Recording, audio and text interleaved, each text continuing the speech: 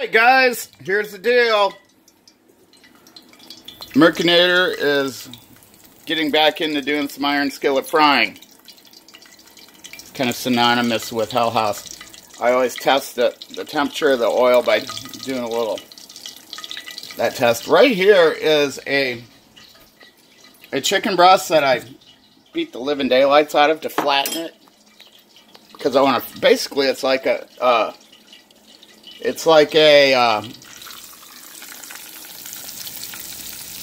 tenderloin, chicken tenderloin, really, at that point. So you just want to make sure your oil's nice and hot.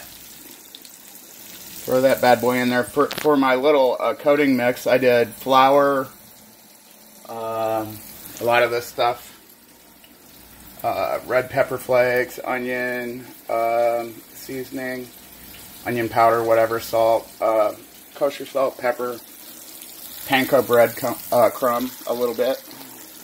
Not a whole lot. I just mix the crap in a skillet. Easy to wash. But anyway, so we're 1 minute and 20 seconds into this dealio. This usually happens pretty fast. This frying. What I like to do is I like to have a cooling rack, right? To throw that on. I know I should have went to culinary school. Actually, I should have went to study music in college, but I got too damn good at doing it without any proper education, so there you have it.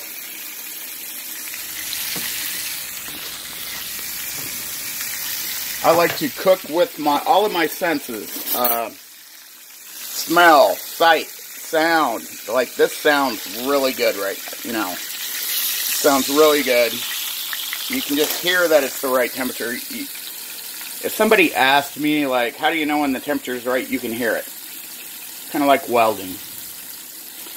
I took welding classes many years ago, and my instructor told me that you can hear when the voltage is right and everything is set right. You'll hear the pop and the sizzle of the welding arc. I attribute the same type of thought process to frying inside in an iron skillet, you know. I know it's still barbecue season, but I think with the fall coming around, I started thinking about cooking inside and how I'm going to make things, you know, taste really good. Not really, frying in oil isn't necessarily the most healthy thing, but it's proven that if you don't do it in excess, it's actually good for you. A lot of people don't get enough actual oil in their diet. That right there is not quite ready. Very close, though, to do a flip. Right. Anyway, here I am. Hello. Yeah, I should have did a cooking show at some point, but it's all good. I remember when I was newly married to my ex-wife Cindy, bless her heart. No hard feelings.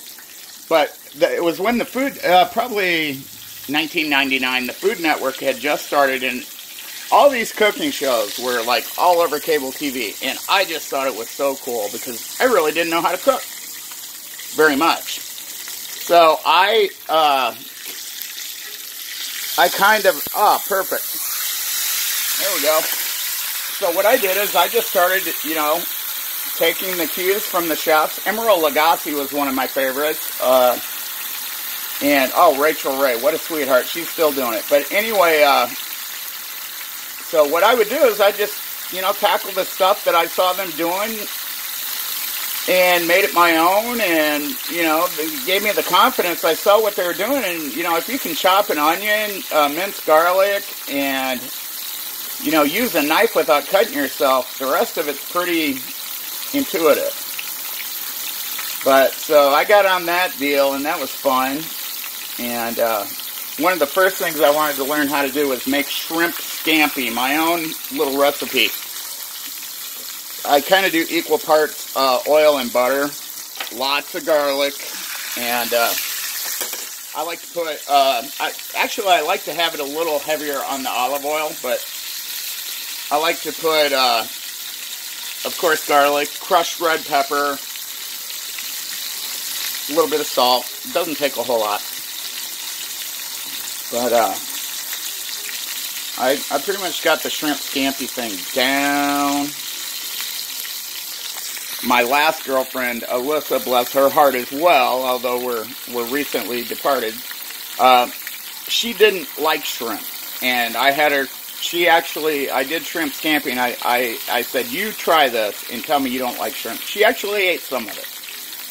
And so that was pretty cool.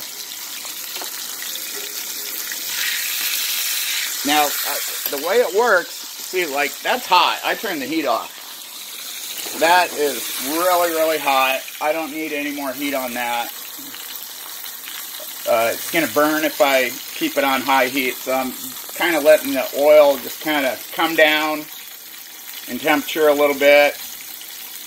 Make sure that chicken is cooked through. The wonderful thing about the tenderizing hammer is it flattens it so that when you're in a skillet in oil, you'll get it cooked through without the outside being overdone and the inside not done enough, blah, blah, blah. And we've all been there, I'm sure. But if I were to cook that chicken breast as it was without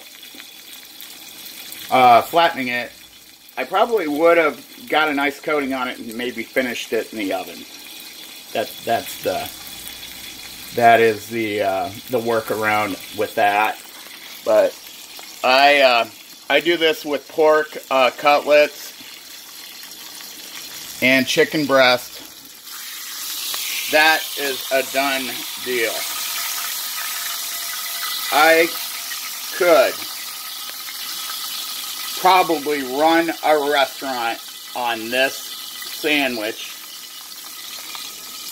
and the proper accompaniments.